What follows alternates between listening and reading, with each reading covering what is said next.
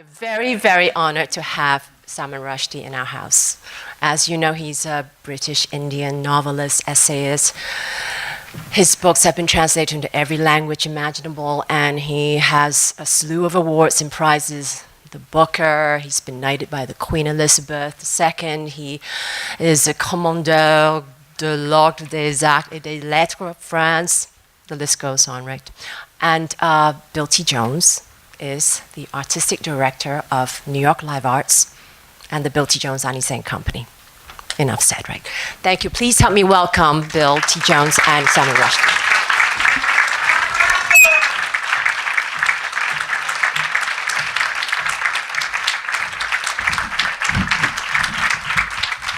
Good evening. Good evening. Thank you for being here.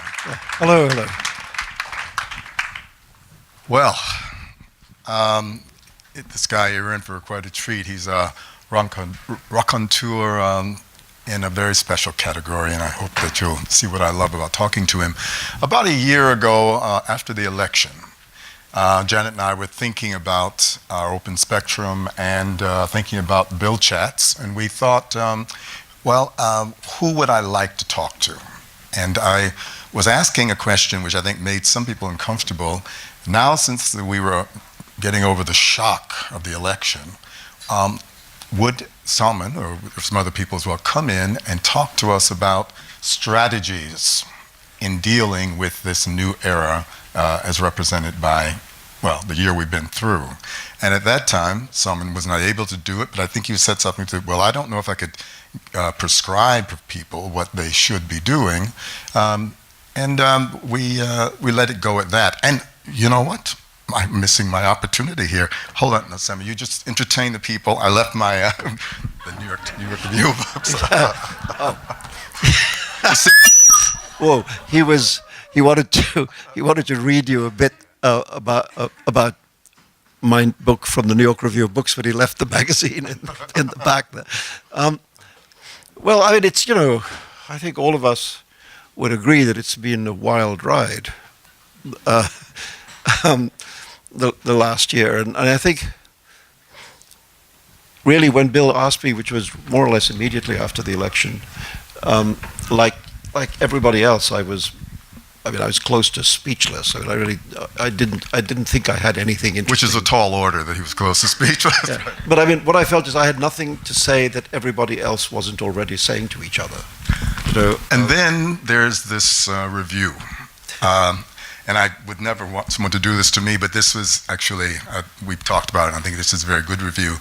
The Golden House by Nathaniel Rich. Whether by design, chance, or oracular divination, Salman Rushdie has managed within a year of the 2016 election to publish the first novel of the Trumpian era. And then they go on to say it's like the literary equivalent of running a 4-minute mile. Because it takes so long to get books proposed, and then they said the first book on 9/11 was actually, I think, 4 years later, and here it is that you were actually publishing a novel, and a very good novel, and within the first year. Well, the scary thing is that I'd written most of it before the election, and what is so strange about it is that I had all the time throughout the election campaign, I was convincing myself that it wasn't going to happen. As we all were, right? And really right up to election day, when I went to cast my vote, I thought, okay, so, we're going to have a woman president tonight. But my book knew something else, and it's one of those strange things where the work of art can be smarter than the artist. The dynamic of the book, the way it was going, required that the thing I didn't want to happen had to happen. And it was right. Well, it's interesting. It was right, I was wrong. Yeah. There are two related ideas. I know that Alice Walker is famous for saying that you make the characters and then they tell you what the story is going to be. Yeah. And then speaking to the deceased great curator from the Museum of Modern Art, Kirkvarnadu, and I was preparing an address about why artists are important, probably about funding or something. And he said, artists are important because they're faster than the rest of us. So you're saying that your book was even faster than you were. Yeah, And, I mean, I think it's just some curious thing, that consequence of paying deep attention, you know, and I've always, there's that great line in Death of a Salesman where somebody says about the title character that attention must finally be paid to this man, you know, and I think that's a great deal of what this is, you know. It's a. what do you mean by this? The job, you know, the creative act, you know. A lot of it is just seriously paying attention, you know, and if you do, sometimes the thing you make is wiser than you are. You know, and it really is a very strange thing. I don't understand how it happened, because literally 95% of this book was finished before November the 8th. And then, I mean, I'd had to do some tweaking. And I knew that if the thing I wanted to happen had happened, it would have made certain bits of it would have had to be rewritten. But not that much, actually, because really the subject of a subject of the book is not Trump, it's not Hillary, it's the rift in America. You know, it's the, you know, Renee, the narrator of the novel, this young American filmmaker, is very agonized about his divided country, you know, and it seemed to me that that's what I was trying to say about America, and that would have been true whoever won. You know, that if Hillary had won, that rift would still be there. You know, now, do you mind if I do some reading from it? I'm going to pepper. No, you read tonight. it. No, Yes, you read it. Yes. You're a wonderful reader, but I think this is from the first chapter. On the day of the new president's inauguration, when we worried that he might be murdered as he walked hand in hand with his exceptional wife among the cheering crowds, and when so many of us were close to economic ruin in the aftermath of the bursting of the mortgage bubble, and when Isis was still an Egyptian mother goddess, an uncrowned 70-something king from a faraway country arrived in New York with his 3 motherless sons to take possession of the palace of his exile, behaving as if nothing was wrong with the country or the world or his own story. He began to rule over his neighborhood like a benevolent emperor, although in spite of his charming smile and his skill at playing his 1745 Guadagnini violin, he exuded a heavy, cheap odor, the unmistakable smell of crass, despotic danger, this kind of scent that warned us, look out for this guy, because he could order your execution at any moment. If you're wearing a displeasing shirt, for example, or if he wants to sleep with your wife. The next 8 years, the years of the 44th president, were also the years of the increasingly erratic and alarming reign over us of the man who called himself Nero Golden, who wasn't really a king, and at the end of whose time there was a large and, metaphorically speaking, apocalyptic fire. Yes, the opening paragraph. So is that a prophecy that we should be well, keeping it's so our eye on? strange. Look, I mean, I'll tell you how strange it is. Nero Golden, not his real name, the name he's taken in order to change his identity when he comes to live in New York, having left behind the country that we discover to be India, is in the real estate business. And at a certain point during the course of the novel, is snared by a much younger, very beautiful Eastern European gold digger. I thought that was going to be so wicked. And I swear to you that when I made him up, I had never thought about the Trumps, you know, because where he came from was a place really almost a decade ago. You know, that's what happened in Bombay, my original hometown, just about a decade ago, was the terrorist attack on, amongst other places, the Taj Hotel. And I became very exercised about that and tried to find out what had been going on. And the more I found out, it became very unusual that what I discovered that journalists in India will tell you, and just regular folks will tell you, that there was a collaboration between the Bombay-based criminal mafia and the jihadists coming from Pakistan. That the two of them had liaised about logistics and so on. Now, that's strange. Was the LSD true? The LSD syringes of LSD that yes, they yes, injected that's true. themselves? That's absolutely true. Yeah, the terrorists, they had unbelievable amounts of very dangerous drugs on their person. They were injecting themselves with acid and with heroin and with cocaine and etc. And as a result, they were able to stay awake for like 3 days. And they were laughing as And they were were shooting laughing people. as they shot people because they were out there off their heads.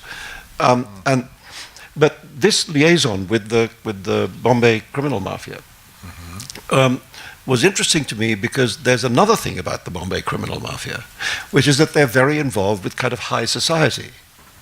And I mean, there's quite a few movies in Bollywood financed with mob money, in the same way as Hollywood movies used to be, in like the 40s. You know, in Bombay it's still true. There's a lot of mob money in the movie industry, and the dons, you know, they like going to the grand parties, and they've all paid off the police and so on, so they can move quite freely. And in the kind of parties that Nero Golden might have gone to in Bombay, there might easily have been, you know, 1 or 2 mafia dons. And so then I thought, here's this really strange triangle where you have enormous wealth and kind of social, sort of a socially elite position on the one hand, the mob on the other hand, and the jihadists over here on the third hand. And I thought, if I can put a character in the middle of that, that will be an interesting place to put a character. No, that's the opportunism that we artists are accused and that's, of, you know, right? so that's where Nero Golden came from. He came from that, and that was almost a decade ago. You know, and then I discover, and I mean, the real estate business. You know, Bombay is a city which is exploding. You know, have buildings going up every 5 minutes. So it's not at all improbable that a rich person from Bombay would be, to some degree, involved in the real estate business. You know, and so all of this happened without my ever thinking about, you know, the orange one. Then I discover that I've somehow invented an echo. An echo. You know, and then I did some. Then I was naughty and. What do you mean echo? Well, I mean that it was an accidental similarity to begin with, and then I thought, okay, let me not make it accidental. You know, and put in some stuff which anybody would recognize, like he likes having his name very big lit up on top of his buildings, and you know, and things like that. So, but how many people have actually read the book? All right, well, the rest of them all have to go and buy it immediately after. Well, and that justifies me going. The next one, the next section, which is called, which starts, what is a good life? What is its opposite? These are the questions to which no 2 men will give the same answers.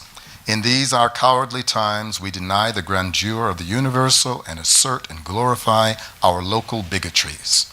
And so we cannot agree on much. In these our degenerate times, men bent on nothing but vainglory and personal gain, hollow, bombastic men, for whom nothing is off limits if it advances their petty cause, will claim to be great leaders and benefactors, acting in the common good, and calling all who oppose them liars, envious, little people, stupid people, stiffs, and in a precise reversal of the truth, dishonest and corrupt.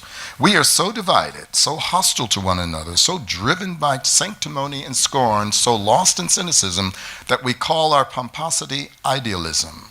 So disenchanted with our rulers, so willing to jeer at the institutions of our state, that the very word goodness has been emptied of meaning and needs, perhaps to be set aside for a time like all the other poisoned words, spirituality, for example, final solution, for example, and, at least when applied to skyscrapers and French and fried potatoes, freedom. In my defense, let me say that the narrator of the novel is a very young man with a lot of opinions. And I wanted him to be this noisily opinionated person, who I deliberately made to be unlike me in many ways. Like for example, much younger than me. So Salman, you're not opinionated. No, I'm really very mild and recessive. Okay. But I'm not that kind of. I can remember being 25 and shooting my mouth off on every subject on earth without necessarily knowing anything about it. So I was channeling that, maybe that younger self. But also, he, unlike me, is born and raised New Yorker. So for him, there's no other country in his life. There's only America. Whereas a lot of the other major characters in the novel are immigrants, are people who've come here from somewhere else. But I wanted the seeing eye of the book to be that rooted young person. So I wanted him to, as somebody not like me that I could speak through, but not speak as I would speak if I was speaking. Right. As I do you ever write in that way, with your voice being the voice? I don't like it. Not fiction. Not fiction, because I worry about the problem of polemic. I think there's something very dangerous in fiction of becoming too polemical, because it kind of poisons it. Well, as I said to you backstage, having read recently the one with the fairy tale characters. The one with the very long title. Yes. Yeah, it's 2 years, 8 months, and 28 nights. Which, if you do the math, is 1,001 nights. Yes, if you have it, it's a Except wonderful... in a leap year. Which in the age of Twitter, of course, the moment the book came out, there were people on Twitter saying, the title doesn't work in a leap year. To which my reply was, it's not a fucking leap year. Yeah. Anyways, I recommend that one, but that one was obviously a fable, but I think there's something even about this one, which is amazing in the research and the weight of the book, that is a fable. Now, I don't know, you were very polite to me, you can take issue with it right now, but if I could be allowed to describe it as a fable is designed in some ways to teach and give a message. Now, that's different than a polemic. Yeah, it is. But I think one of the things about what is sometimes called magic realism or fabulism, fabulism being a noun coming from the word fable, is that it very often uses the technique of the fable without the preachy bit. So if you read Aesop, every fable has a moral, like don't be greedy, be nice to people, whatever. If you use that technique, but you don't have the moral at the end, that becomes fabulism. That becomes something where you don't. I don't think there is a moment in this book when you can see author's message. You know what I mean? Because I don't like reading books like that. My view is that I don't want to be told what to think. I want to be put in a place, as a reader I'm saying, I want to be put in a place which interests me and in which I do think, and as a result of which I make up my own mind. And I think it's very, very important for a work of fiction to leave that space for the reader. To leave that space for the reader to enter the thing and think, what do I think about this? And hopefully different readers will think different things. Well, I don't know if you heard Janet's remarks, but our Live Ideas Festival is asking questions of the potential attendees. What is your radical vision? And what's more, what are you willing to give up to have it? Now, we, with the wonderful Brian Tate and Roger Berkowitz from the Hannah Arendt Center at Bard, Janet and I would sit around and we do this soul searching. Because I said, well, look, I know we're a 501c3, Kim, right? And we're not allowed to advocate. But I said, God damn it, I want people to get out and vote. Yeah. And I thought, well, shouldn't we come out and let people know that this is I don't think there's anybody on my staff who is pro the present administration. I could be wrong. We don't ask that question, but I'm assuming that we are. So I accept that this place stands for a certain thing. Now you're saying that is art and that's advocacy. That's not art. I'm saying I want to do that outside the fiction. You know, I want to speak more directly at those times. I mean, I think the statistic that sticks in my mind ever since November the 8th is 45.6% of registered voters did not vote. Yeah, true. You know, and if that happens, it makes possible this kind of what I'm still wanting to think of as an aberration. Mm-hmm. The demagoguery. Yes. And I mean, I remember 2 days after the election, when there were all those protests outside Trump Tower. I just happened to be in the neighborhood, and I thought I'll go in here, and you know, it was a very young crowd of very idealistic people, and one or two of them had read a book of mine, so they were happy to talk to me. I was talking to this group of about, I don't know, 12, 15 young people, and after a while I said to them, I assume you all voted. And at this point there was an avoiding of my eyes and a shuffling of feet. And it turned out that the group that I was talking to anyway, 2 of them had voted, and 1 of them had voted for Jill Stein.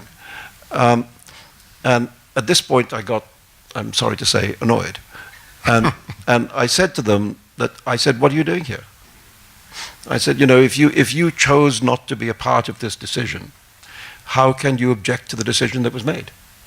You know, because you gave up your right to be a part of it. And I said, you know, if you didn't notice this, the actual demonstration was on November the 8th. And it seems like you didn't show up to that one. But then they didn't want to talk to me anymore. But I do think that is a thing. I mean, we have, you know, there's the midterms coming up. And I think the midterms are where we're going to find out if this is the new normal or an aberration. You know? And that is all about that 45.6% diminishing, you know, dramatically. So this is as polemical as we're going to ever find. This is as polemical. This is what I'm saying. I can do this, but I don't want to do it in a novel. I understand. Because in a novel, it's preachy and displeasing. You know. Well, what do you think about? Was it recently? There's been a bit of a fight that is Trump. And there, we said his name. Okay. Yeah. Well, it's said now. Okay. Is the orange one actually an aberration, farcical, or is this truly the head of a serious fascist despot taking over? And some say, look, is this Michael Moore who said that the only thing we should be doing, relentlessly mocking him, mocking. And others say that we have to take him more seriously, and others say we have to ignore him. I'm in favor of relentlessly mocking. Because he minds. He minds. I mean, he really minds. You know, and that's good. He should be constantly undermined. Yes. But I do think that I mean, what I felt writing the book, that part of the book, which is not even the main story, which deals with these matters, I thought of him more as an effect than a cause. You know, that as I say, if the cause is this extraordinary rupture in the reality, the perceived reality of people in the United States. You know, I mean, I was lecturing in Florida a few months ago in a town called Vero Beach, which is on the Atlantic coast, kind of near Cape Canaveral, and a big audience of, you know, older people, retirees who were not at all the cliche of the Trump voter. These were not blue-collar, badly educated people. They were white-collar people who'd done highly paid jobs with college educations and read books, and otherwise, why are they there listening to me? You know, and yet they had all drunk the Kool-Aid. You know, and so when it got to the Q&A bit, I had somebody stand up and say, do you really think the New York Times doesn't lie to us every day? You really think that? And I said, well, I don't think so, except when it's reviewing my books. and somebody else, had a dismissive view of climate change and so on. So they had the whole, Trump agenda without at all being the kind of people who are supposed to think like that. And I thought that was interesting. But also it was interesting that they were courteous. Nobody shouted or yelled. Nobody walked out. They heard me out, and we had a kind of civilized exchange.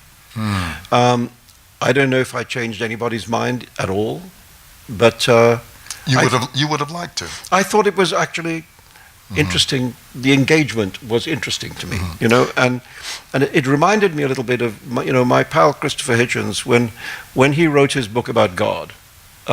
God is Not Great. Is that his? Yeah, that's it. Yes. Yeah.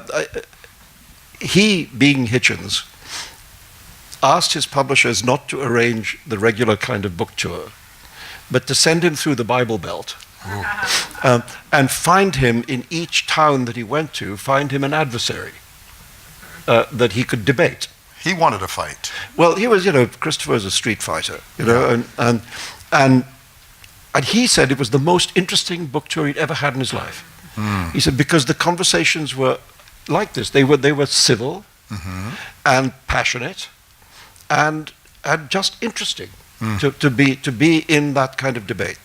And I thought this was a bit like that, this experience of mine. And I thought, maybe more of that. Maybe do more of that. I thought. Yeah, you've got strong stomach. Just another little piece here, because I think the writing is so wonderful. Sometimes, like this section, when I was reading it, I was saying, this is Salman giving little rabbit punches to us, and I saw that this was, there's a critique here. All right. Okay. So, they would wipe the slate clean. Here we're speaking of the Nero family, leaving India, changing their names, coming to New York.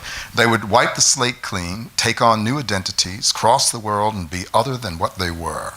They would escape from the historical into the personal, and in the new world, the personal would be all they sought and all they expected, to be detached and individual and alone. Each of them to make his own agreement with the everyday, outside history, outside time, in private. It did not occur to any of them that their decision was born of a colossal sense of entitlement.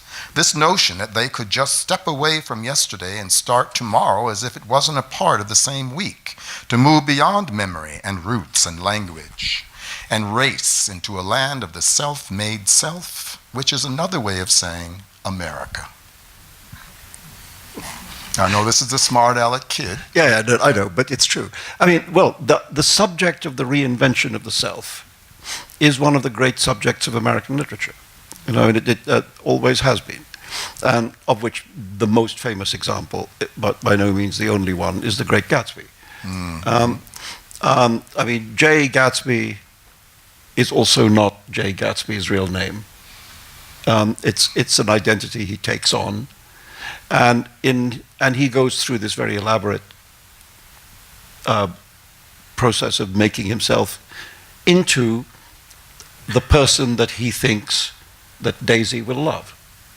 So he does this for love, and the tragedy of Gatsby is that he's actually, in the end, as I think Nick Carraway comes to understand, that he is worth more than the people than she is. That she is, as he says, Nick says about the Buchanans, that they were careless people. Anyway, the point is that it's not, that Nero Golden's act of reinvention is not for love. It has more to do with fear in a way. But that subject of making yourself up, is one of the great subjects of American art. Make yourself up. Little Bobby Zimmerman becomes Bob Dylan. Well, then I'm asking myself this question: what was as an American that I go, wait a minute, he's what? It has a slight satirical intent, I confess. Yes, I mean, satire is the note that my stuff comes out at quite often, and I don't deny it. But I'm an American too. At least I have been for a while now. So Do you want to talk for a moment about what it means to be? I have a quite long one here, but since you're here, when the narrator's parents, he said it was like he is completely computer illiterate, but they're like two smarter. professors from left-wing professors, and they give him the skinny on the Golden Family, and it comes out that they are Muslims. Yes. Well, what is it? You're Muslim, right? Technically, okay. Well, what is your experience of being in this country at this point as a? I mean, I think it's something. It's actually something I'm beginning to think about how to write about a bit more, because one of the strange phenomena of being South Asian in the United States is that really until, I mean, I'm going to simplify, but until 9/11, in a way, we were excused American racism. You know, it wasn't aimed at us. It was aimed at the African American community, and it seems. It's like I choose a lot of my Asian friends and all. I say you're honorary white people. Well, you know, there was a point coming from England. In England, it's not like that. In England, a lot of the primary racism is aimed at the South Asian immigrant community. You know, what's called Paki bashing, Paki being Pakistani, and less interestingly, aimed at the Afro-Caribbean black community. Here it was, when I first was coming to America, it was sort of the other way around, and you felt strange in a way to suddenly not be looked at in that prejudiced way. When you came here, you felt. When I'm talking about, I've been coming here since I was in my 20s. You know, I'm just saying that the things have changed. The thing that changed on 9/11 is that brown people suddenly became dangerous. You know, and brown people with turbans became extra dangerous, even if they were Sikh. Because who can tell the difference between a Sikh and a terrorist? So suddenly, you know, I found myself in cabs in New York where the drivers had put up a sign saying, "Don't blame me, I'm Hindu." And suddenly people from the community were being abused and attacked, you know, as if they were in some way implicated in the terrorist act. And that's changed things here. It has changed things. Well, in the bubble that we live in, I think we travel in somewhat similar circles, but do you find people sometimes leveling at you some very, very racist or unconsciously racist language? And if that happens, how do you handle it? How do you deal with it? I mean, I've had it, not lately actually, but I think everybody knows that I'm so not religious that the idea of calling me a Muslim would seem strange, especially after what happened. You know, that'll put you off Islam.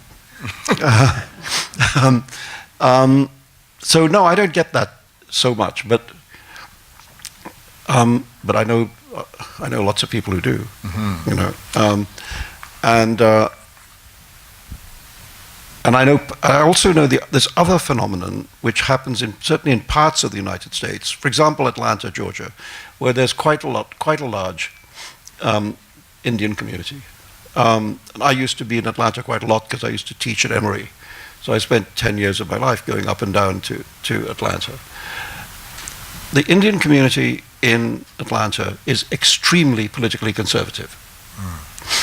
I would be willing to bet that 90% of it voted Republican. I also know that they raise a lot of money and send it back to India to finance some of the most right-wing bits of the political system, like the RSS and the BJP and so on. So then you have to look at your own community and think, what's your problem? You know, so the problem is both inside and outside. And as I say, I'm just trying to think about what to do about that in terms of writing. I don't quite know yet. Well, I have here, New York Live Art strives to be a place for the incubation of new work and a place where ideas are shared, developed, and promoted. What do these terms mean to you? We talked a bit about that, community and those sort of things. You know, I think what happens when you're starting out as an artist in whatever field, you know, visual art, dance, literature, whatever field, is at that point you are very, very engaged, I think, with your generation and your fellows of people doing the same thing as you, and people doing other interesting things around you in other fields, you know. And I think you're very engaged with that and nourished by it, and you are, I think, in a kind of constant dialogue with those things. You know, when we were kids, we were all reading each other. You know, we were all reading each other and trying to see what each other was up to. In a way which I suppose, to use a very elevated comparison, the way in which Picasso and Braque used to go to each other's studios every day in order to jointly invent Cubism. You know, although Picasso referred to Braque as his wife, remember? Yeah, which Braque, I'm not sure what Braque thought of that. No, I don't think he liked it. No.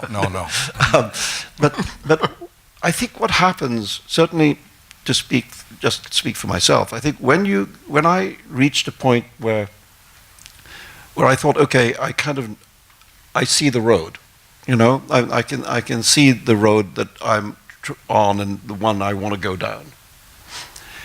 At that point, that community, in a way, you leave it behind, you know, and then you're just on your own road, you know, and you don't care so much what other people are doing and how other people are thinking, or indeed what is fashionable and unfashionable and what is currently okay and what is not okay. You know, you just get to the point where you don't give a damn about that. You're just going down your road. And it's a kind of liberation, that, you know. But I think you have to go through that process. You know, you can't start there. You know, otherwise you don't know what you're doing, really. You know. Well, I'm asking that question because I'm not sure if the movement-based world of experimental stage performance, you notice I avoided the word dance, I'm not sure if we are a beast that will always need to cling together because the art that we make has such little market value. Unlike if you can hit it as a writer or a painter, I don't know about composers maybe, you can be independent. I'm not asking you to solve this, but this is an interesting and stark No, it is, and I think comparison. I do think there just may be a difference between the performing arts and writing, because writing is a thing you do by yourself. You know, and I mean that's writing books. I think you know, theatre writing, I think, is different, and I think it's probably more like what you're saying. Yes. You know, about so I think it may really be a difference between the solitary act of writing a poem or a story or a novel on the one hand, and doing something which is a social act, you know, which is an act that you do with a community of people and you make with people. You know? Right. And I think in that kind of world, whether it's theatre or film or movement or whatever it might be, you know, I think there the question of arguing amongst each other, trying by a process of discussion to find your way forward, I think that may be more natural to those art forms. And oftentimes competing for limited resources. Yeah. Whereas in work that you make yourself, like a painting or a story, it may be more like what I was describing, that you reach a point where you just think, I know what I'm doing and I'm going to do it. You know, and if people like it, that would be great. Right. But if they don't like it, I'm still going this way. Well, yes. I have here, let's talk about topicality. Now, you have been speaking about the topical. But anything else you might say about that? This goes back to the question of the very nature of the book, which is rollicking in some level, entertaining, and yet it is spot on, and the person writing it is an obvious and observer of everything in American culture, world culture, from real estate to cinema to television to pop music, fashion, and do I dare say, trendy political discussions. Well, I'll say two things. One is that I think there's a real creative danger in writing right up against the present moment. You know, you're always taught that you should wait until you have some perspective and distance, so on, and don't write about the day before yesterday because you don't understand it yet. You know, and yet that's what this book really does, and it's not the first time I've done it either. You know, I think there's something very exciting about that danger. You know, which is a real danger. I mean, if you do it badly, then your book becomes very rapidly unimportant, like yesterday's papers. You know, but if you do it right, then you can, if you're lucky, capture a moment. You know, and have it captured, you know, for all time, for now, but also for later. You know, and that's and the gamble of that. You know, I find that exciting. You know, there's a thing that I told my in one of Hemingway's bullfighting stories. I don't remember which now. He uses he says at one point. He says the great bullfighter works closest to the bull. You know, that if the bull is over there, you're not in that much danger. You know, but if the bull is brushing your thigh as it goes past, then you better be good, because otherwise, you know, you're going to get a horn in your guts. And I have that sense about working up against the present moment. It feels like that. It feels like working close to the bull. You know, risky, but therefore interesting. Well, maybe that metaphor is interesting and useful for us to push, because does the bullfighter want to be that interesting at the risk of his life?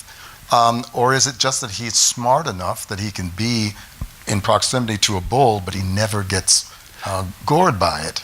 Well, I think he thinks he's smart enough. And the audience wants him to be. And the audience wants him to, because, you know, the danger makes it exciting. But sometimes he's wrong. You know, the bull, on the other hand, never gets out alive. Yeah, there is that. But I mean, I think the other thing I wanted to say about writing what is in one way a kind of a social novel of the present moment. A social novel. Yeah, I mean, a novel about, you know, that's one of the things novels can be. They can have a story, but they can also say, this is the world as it is in which this story is taking place, you know. And I think to do that, you have to be a little bit of a journalist as well as an imaginative writer. You have to, nobody knows everything, and you have to go and find things out. You know, so. Could you speak to that? Because we talked about the book, for those people who have not read it, is incredibly rich in detail and a wide array of fields that I don't know how. Well, the great thing about, you know, really doing some digging is you find things that you couldn't make up. You know, like for example, one of the characters in the novel has a problem of agoraphobia, you know, and he decides at a certain point that if he can make a perambulation around the entire perimeter of Manhattan Island and like draw a line in the dirt as he does it, then that'll become a safe space that he doesn't have to be agoraphobic about it. Then I discovered that there is such a walk, that there actually is once a year a thing called the Great Saunter. Really? Not making it up. Where people will gather and will literally walk all the way around the edge of the island, you know. And I thought, it's wonderful, you know, they've just given me exactly what I was going to have to, in some way, not so well invent. You know. And then, I mean, so there are little bits of social detail, you know, like, I mean, the novel makes some kind of references to Hitchcock's movie Rear Window, because it takes place in a communal garden where people are watching each other's lives, you know. And then I was, you know, digging around and found that the house which probably gave Hitchcock the idea for Rear Window is on Christopher Street, which is about 100 yards away from the people in the book. And I thought, how beautiful that. I mean, I Serendipity. Think I think the movie is actually is a set. I don't think it's actually filmed on Christopher Street. I think it's a studio movie, but it came out of what is not an unusual New York experience, which is to look out of your across your backyard and see what's happening in the windows across the way. You know, so. Well, do you sometimes? You must be sometimes accused of a certain kind of, do I dare say, showing off, because you have amazing facts and sort of throwaways, and you love. There's something baroque in your style. You love the detail and the. Yeah. It's what I do, you know. You call it what you want. Yes, I love it very much, but one of the things I do think. You see, one of the writers who has been a great model for me is Charles Dickens, and one of the things that I learn from Dickens is that if you look at the world of his books, if you look at the London of Dickens, you know, it is created with obsessive attention to realistic detail. You know, the amount of detailed social information about how people live, you know, and work, is on every page and every paragraph, you know, and hyper-realist. But then against that world, he projects these characters who are quite deliberately larger than life, you know, who are magnified. You know, but the reason we accept them and the reason we become fond of them is because they are so deeply rooted in reality. You know, they grow out of that reality and in a way magnify it. And it's something like the process of grand opera, you know, where again you could have characters who are bigger than life, but embodying real human emotions and needs and hatreds and loves and so on, you know. And I thought, do that. You know, is it like the old what is it? Was it Virginia Woolf? There's a fantastical garden with real toads. Yes, exactly. Right. Exactly. Well, I think the real toads are very important. You know, I mean, people need to believe in the reality of the world that you are portraying. And if out of that there come things which you could call fabulist, etc., you buy them because you believe the world that they're in. You know, and I think I've thought that from the beginning. You know, when I was writing Midnight's Children, you know, the world of that book is as real as I could make it. You know, it's absolutely as minutely real.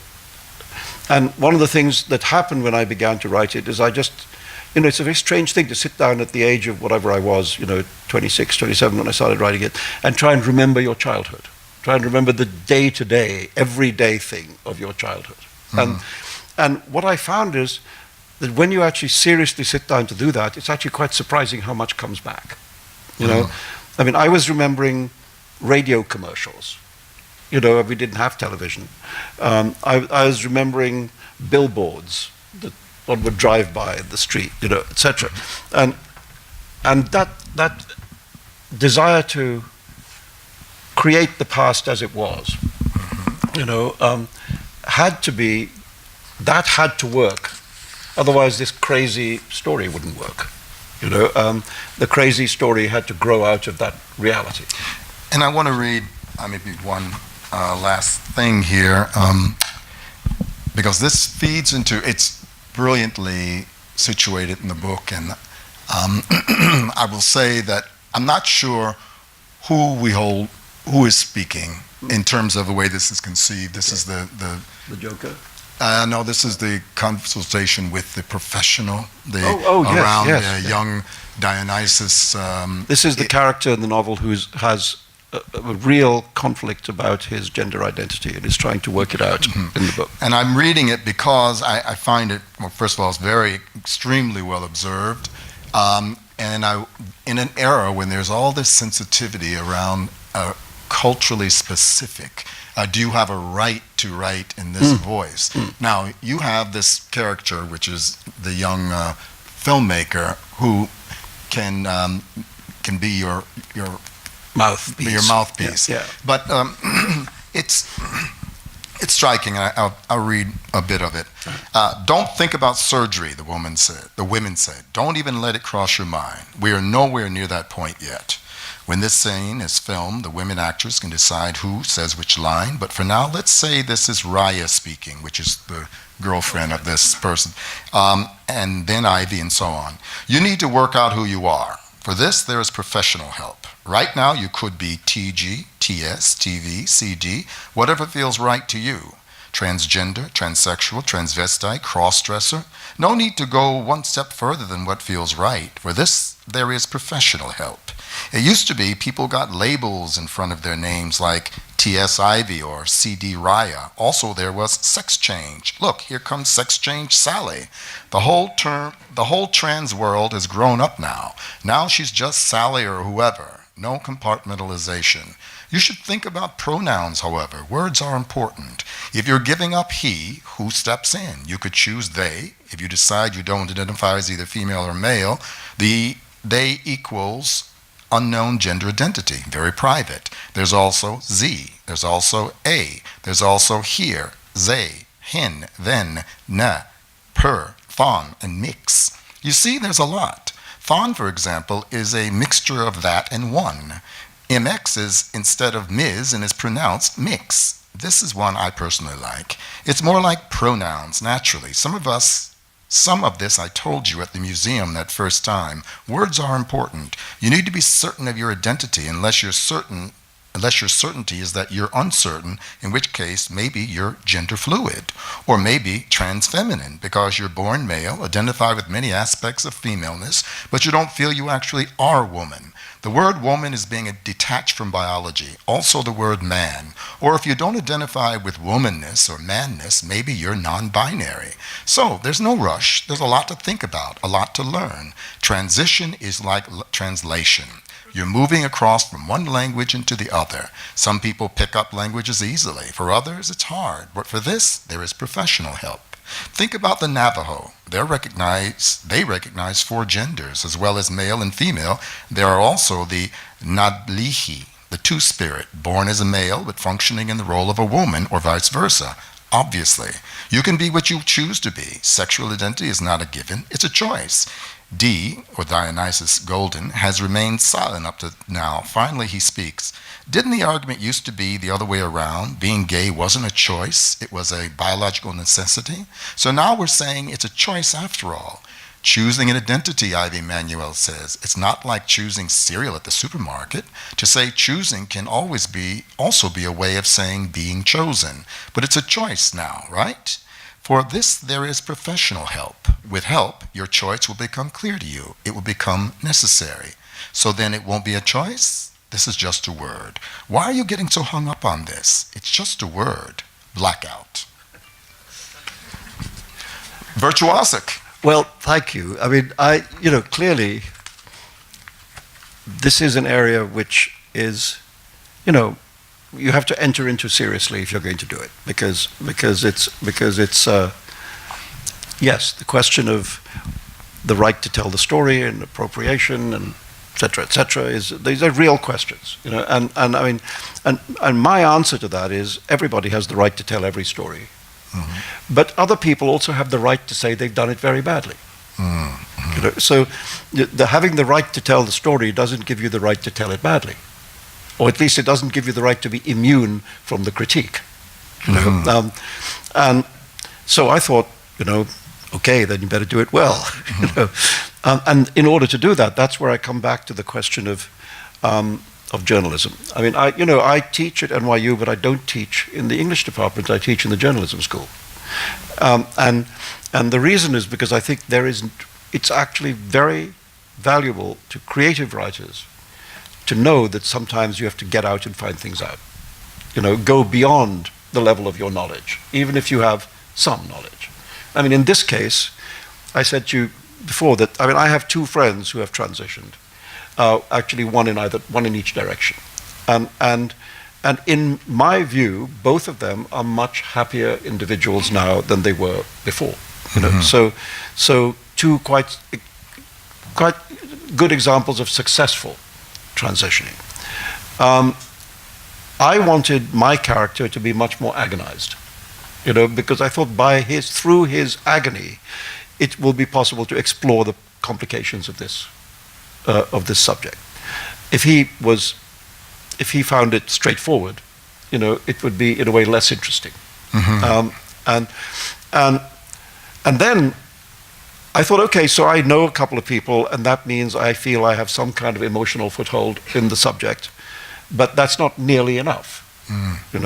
So then you have to read, and then you have to get out of your house and go and talk to people. And of course, this is a city in which it's quite easy to talk to people about this subject because there's a lot of it about. So, but you do actually have to go and do the legwork. When I first read it, I thought it was so meticulous that I thought there was a critique in it about a discourse which has been taken to such a pitch that it stood, that you were actually pointing to something about it that was, what I'd say, too tidy. Well, the critique is there if you want it. It's pretty submerged because I mean, I have problems with 19 pronouns. I hadn't heard of at least half of them. No, nor had I before I started looking into it. But now there's colleges where if you're applying to college, you have to select your pronouns. You have to select the pronouns by which you wish to be known while you're at college. And so I thought, okay, this is, I'm a language person, and this is new language, and learn it. Because you can't write about something if you don't know the language it uses. And for me, I think I agree that anyone can write, dance, make art about anything. Even Dana shoots at the I don't like the painting, but it's not a question of whether she has the right to do it. But I do think that we have to become better listeners.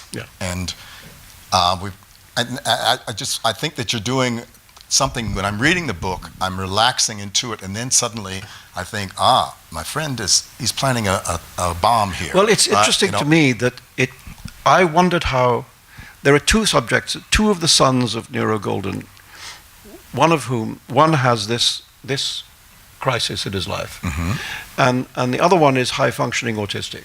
Right. And in the one who does the saunter around. The one who does the saunter, yeah. Right. And who is a genius creator of game apps. But in both an incipient right winger. And an incipient right winger. Right, yes, yeah. That's right. But don't know that he gets there. But it's again in both cases. I mean, I know people who are high functioning autistic and so on. But again, that's just a starting point. Then you have to go and find out 100 times as much as that. And I didn't know how. Truthfully, I didn't know how people would read the book. I mean, you do your best, and then you wonder what people will make of it. I'm very interested by the fact that there has not been an attack on the book for in this area of gender politics, for example. I haven't had anybody saying that I'm full of shit. Which there might have been. Because I would, when I say that I agree with you, you've got to. I've always thought that you are a charming bad boy, and that you've paid costs. You've paid a lot for that stance. But I thought that you believe, as I do, is that people used to ask me, how much freedom can you have? I said you can have as much freedom as you're willing to pay for, and even pushing it more dramatically, you can have as much freedom as you're willing to die for. So yes, all of this discussion around what is correct. Well, let's just talk for a moment, and then we'll open it up to the room. What about political correctness? I'm not good at it. But the question you asked before is one that I very seriously had to ask myself for 10 years of my life, which is, what is it that you're willing to die for? Did you know that that's what you were entering into when you wrote the book? No. I mean, I thought mullahs won't like it, but they never liked anything else I wrote either, so the hell with them. But then, when there's people coming after you, then you have to think, well, is it worth it? Was it worth it? You know, And what did you come up? and if it wasn't worth it, then why fight for it? And if it is worth it, why is it worth it? Where are you at? Mind if I ask? Where are you at now? Well, it taught me a great deal of that's useful to learn about freedom of expression, you know, and I believe in it more strong. I mean, it's easy to believe in freedom of expression when nobody's trying to shut you up. You know, if you live in one of the fortunate countries in which, broadly speaking, you can say what you want, you know, then you don't have to make a big fuss about free expression because you've got it. You know, I mean, why would you yell for something which you already have in your pocket? You know, but first of all, that's not true of most of the world.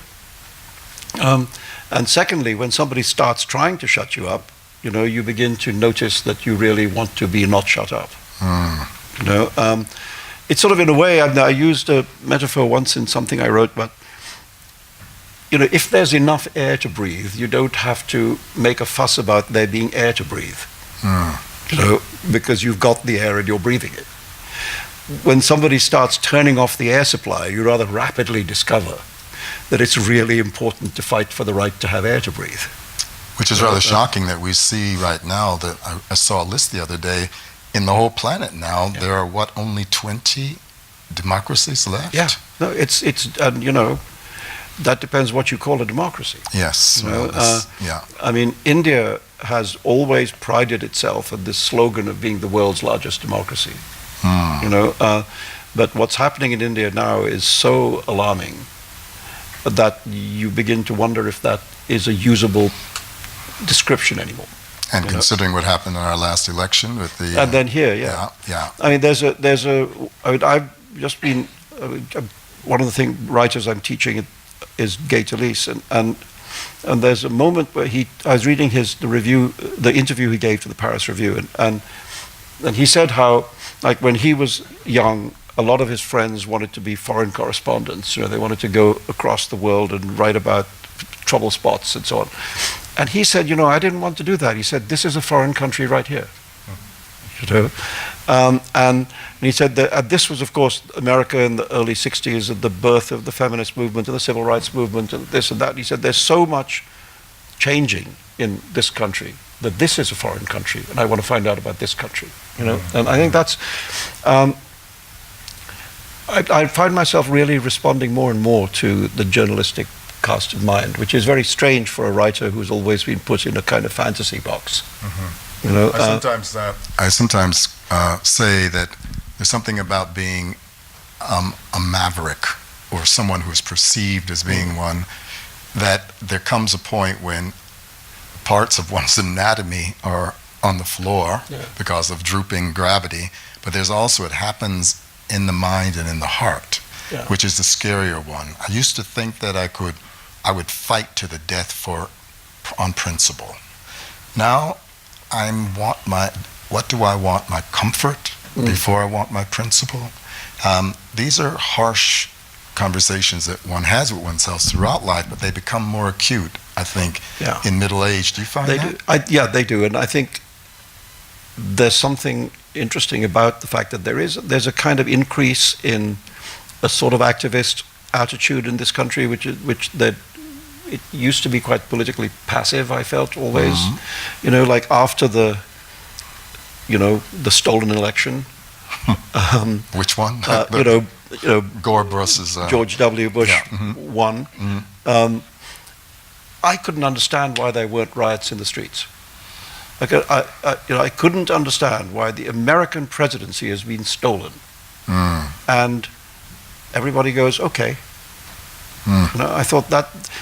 Now I think there is a different spirit, and certainly amongst a percentage of younger people, and I hope they can keep it up, you know, because it has to come from there. Shall we take a little time and bring you all into this? Anything that you're dying to say or protest, or no bombs, police? Yes. Do we have a microphone? Yes. There's a lady here. Hello, how are you? I think there's a mic is coming now. Mhm. Thank you very much. Fascinating.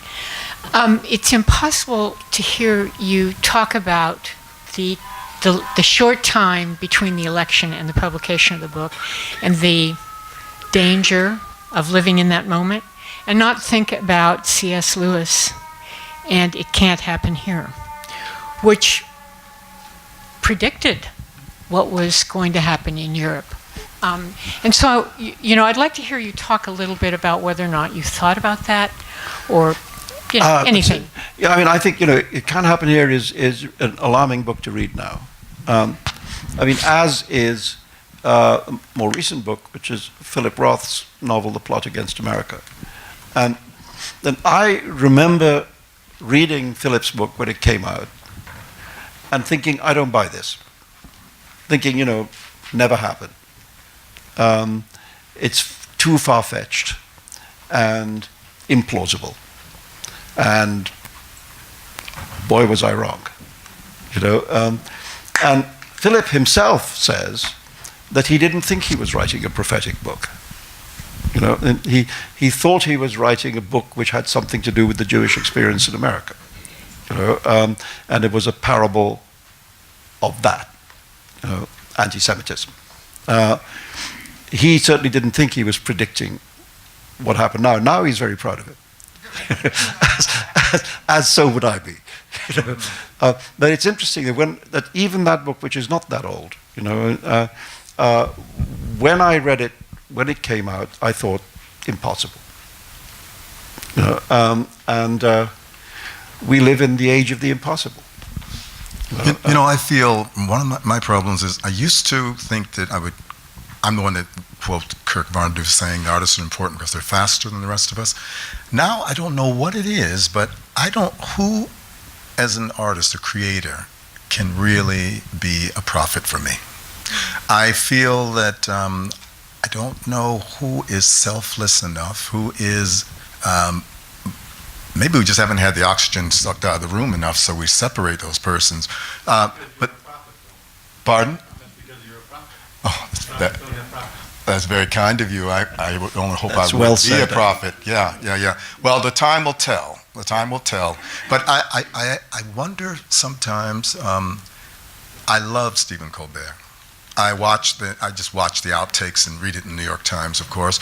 But it seems that we have been having such a raucous time in making jokes and all that I cannot believe that a book or anything from the popular media can really be, how would I dare say, in this country, dangerous. Now, what do you think about that? I mean, is that my failing? Are we at the point now where everything is allowed? What can really be dangerous? Well, I mean, I have to say it's not just this presidency, but for a long time now, I think, like many people, have thought of the late night comedians as being, a blessing. Yeah, I love them. The combination of Jon Stewart and Stephen Colbert and Bill Maher and now Trevor Noah and Samantha Bee and so on. I thank goodness for them. I thought, because it seems to me very often they've been sharper political commentators than political commentators. Do you think there's anything that they're doing or saying that would frog march them off to the gulag? Not yet. I don't think this is I don't think it's a dictatorship yet. But I'll tell you what is, if you want to look at the dictatorship rule book, Dictatorship 101, the first thing you do is to make people disbelieve what they're being told by the media. If you can make people think that they are being lied to all the time, then you can the next thing is that you step forward and you say, I am the truth. And that's already happening with the Trump base. That no matter what is said about him, they assume it's a lie because he is the truth. So this latest, nothing even registers. Imagine if President Obama had been found to paying $130,000 in hush money to Stormy Daniels, There's no proof. There's no proof. who he was seeing while his wife was nursing his newborn baby. Now, imagine what that would do to the Obama presidency. You know, in the Trump presidency, doesn't signify, doesn't even make a blip. You know, because people go, it's just a lie. And maybe they even think, God, he's kind of a man's man, you know? I mean, Well, this leads me to come back, though, Salman, once again. Is there anything in this climate that someone could say that couldn't be deflected in the 24-hour news cycle? So why get excited enough to imprison somebody or assassinate them? no, it's a good question. But I think the fact is there is an attack on the First Amendment going on in this country as we speak. You know, and people like me came to live in America because of the First Amendment. You know, because it seems to me one of the most kind of extraordinary things that a democracy has said about itself. You know, and to erode that erodes the nature of this country. You know, and that is being done right now very, very deliberately. And that's why, I mean, I'm very involved with PEN American Center, and it's one of the reasons why we make such a noise about it. Because if that fractures, that's the bedrock.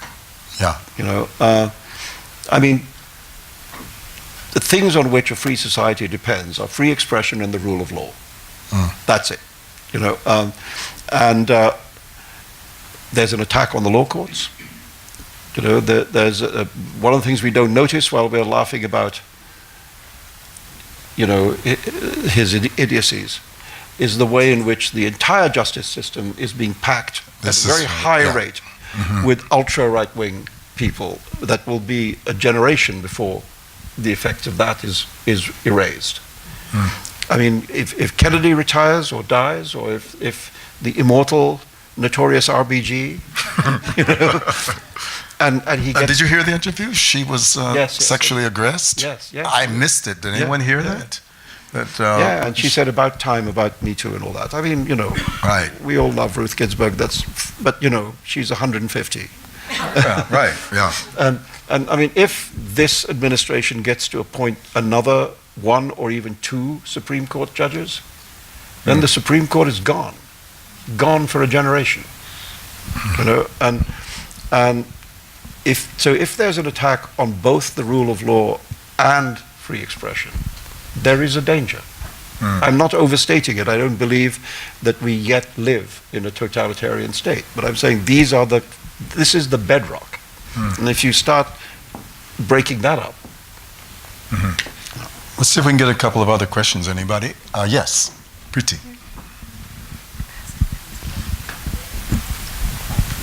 Hello, thank you very much. I want to go back to something you said, Salman, about you were talking about the fiction and subject of the reinvention of the self.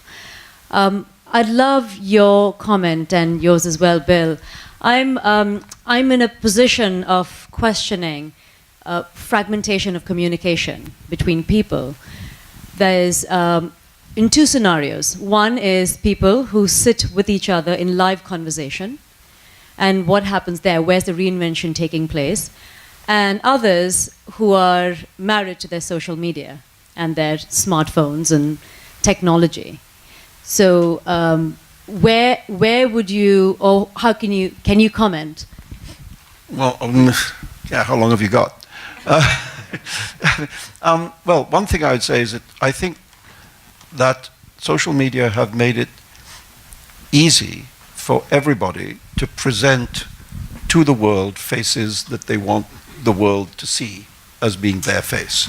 You know, and I think it's almost a cliche now to say that the self that is presented, you know, on Instagram or Facebook has got nothing to do with the person, or at least it's a highly idealized self. With often it's with a lot of the pain left out, and sometimes it's the opposite, where there's kind of oversharing, and you think, do we really need to know how unhappy you are today?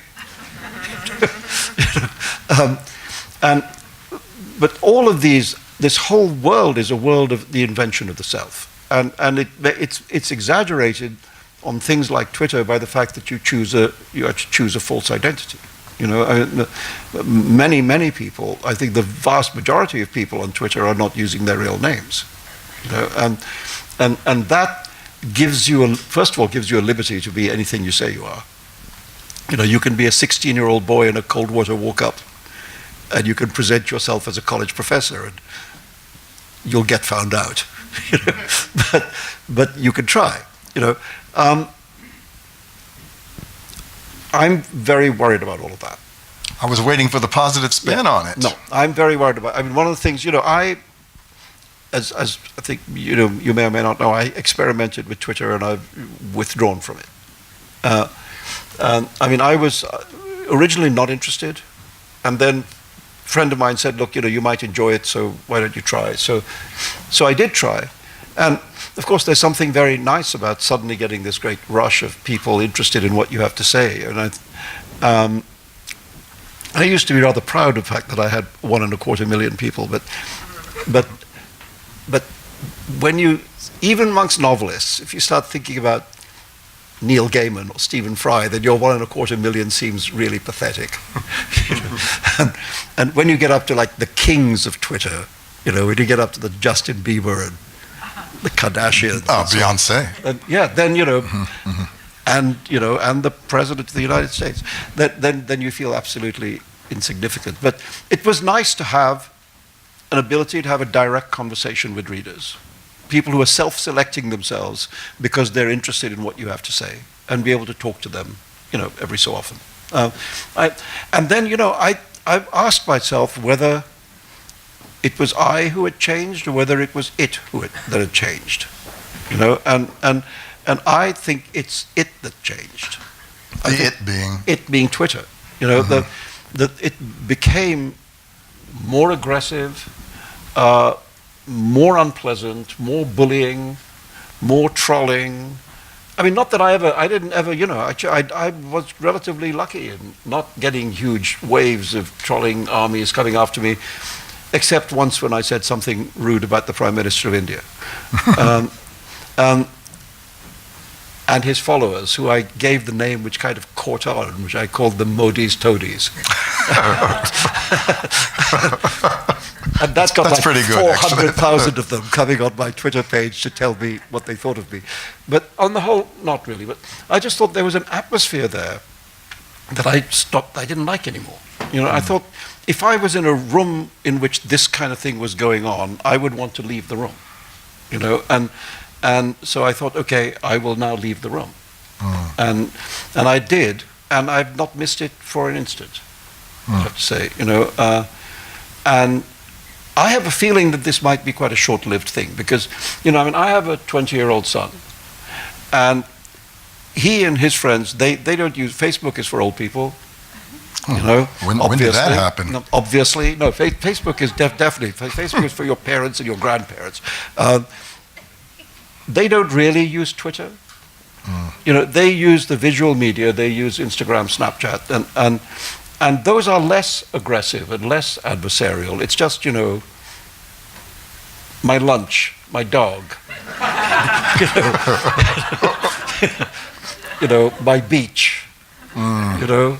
I mean, if you were to remove lunches, dogs, beaches, there'd be nothing left. You know? But it's friendlier. It's friendlier. And so I think if 20-year-old kids are moving away from these things, that they will not survive. That they will be a moment and then there'll be something else. But I do worry about the ease with which personae can be self-invented and that people can hide behind them.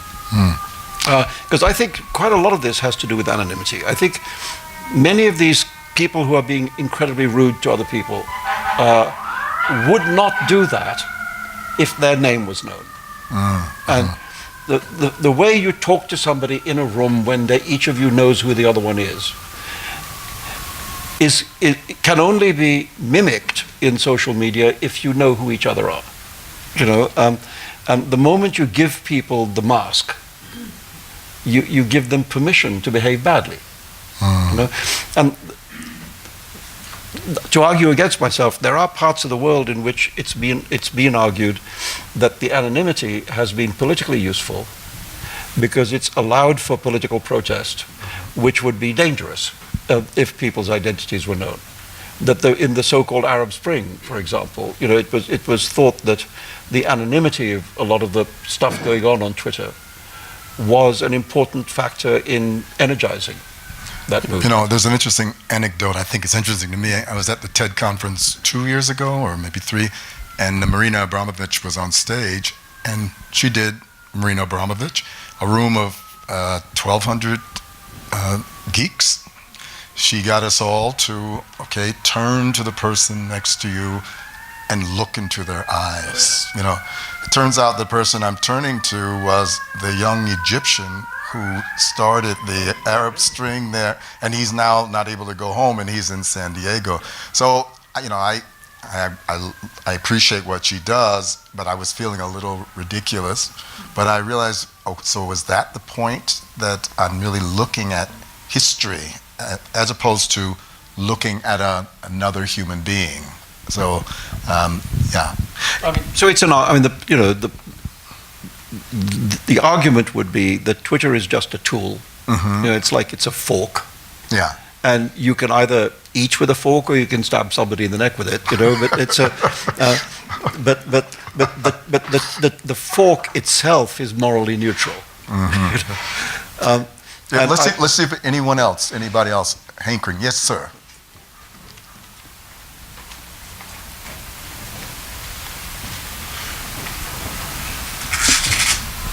Do you find yourself sympathizing in any way with the main character of your new novel, or do you just outright dislike him, or do you see any parallels as well between?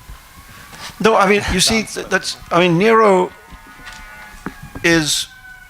was actually the question I asked myself when starting out to write the book was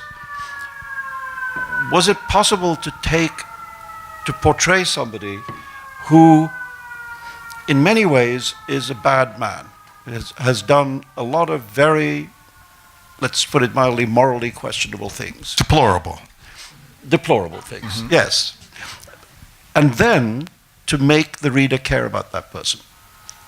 You know, and so when Nero is introduced in the book, I mean, he's sort of introduced kind of as a monster, you know, kind of a powerful, bullying person that you don't like.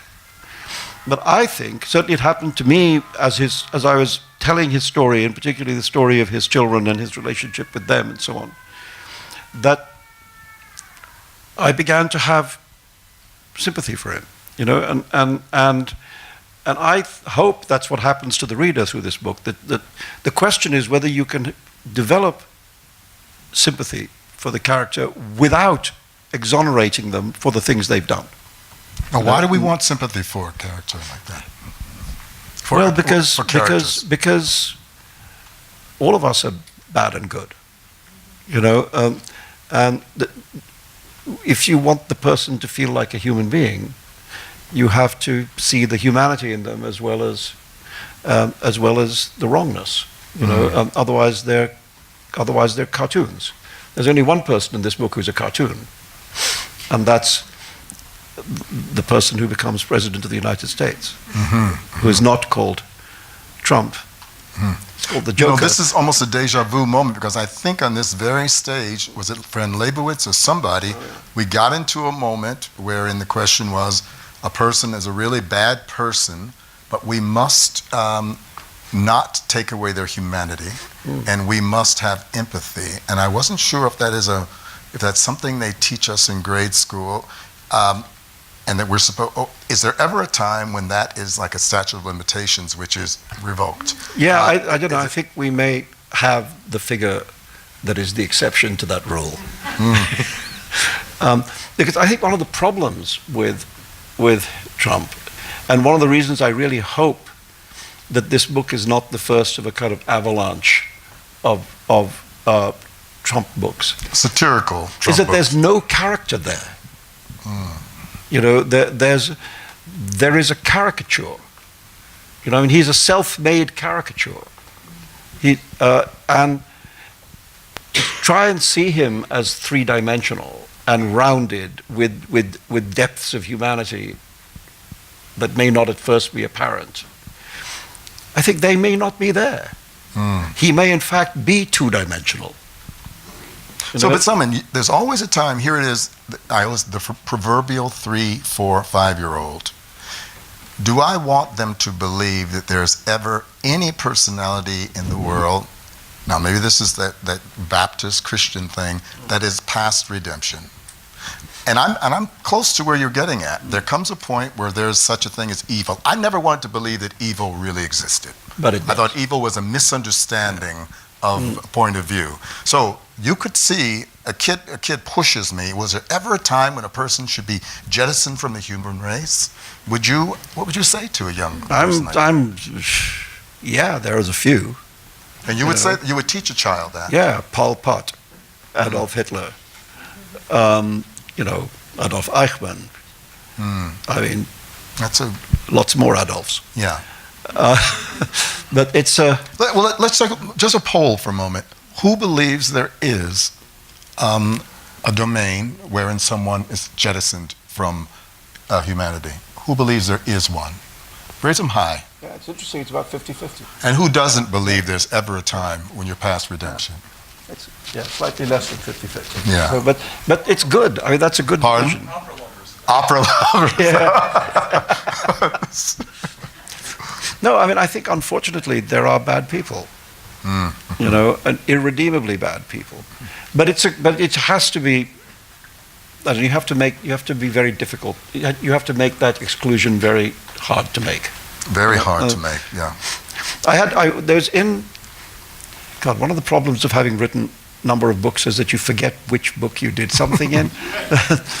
But I think it's in the Satanic Verses, actually. There's like one page where I just had this thing I wanted to ask the question of, is there such a thing as an unforgivable thing? You know, there's this little anecdote there about two friends who are very, very close friends. And one of them, as a mark of their friendship, gives the other a very cheap vase. I mean, really kind of kitsch, $2 piece of junk, but as a way of representing their friendship. And then sometime later they have a terrible fight, and the recipient of the vase picks it up and smashes it. And they never talk to each other again. And then the vase smasher is dying, and on his deathbed sends a friend to see his lost friend, to say the only person in the world that he wants to see is you. And she replies, he should have thought about that when he smashed the vase. Now, I put that in there, and I've asked many times, I've asked people who've read the book, which side of that argument are you on? You know, and it really comes down about 50-50. There's about half the people say, no, come on, he's dying, it was a cheap vase, stop it, get over there.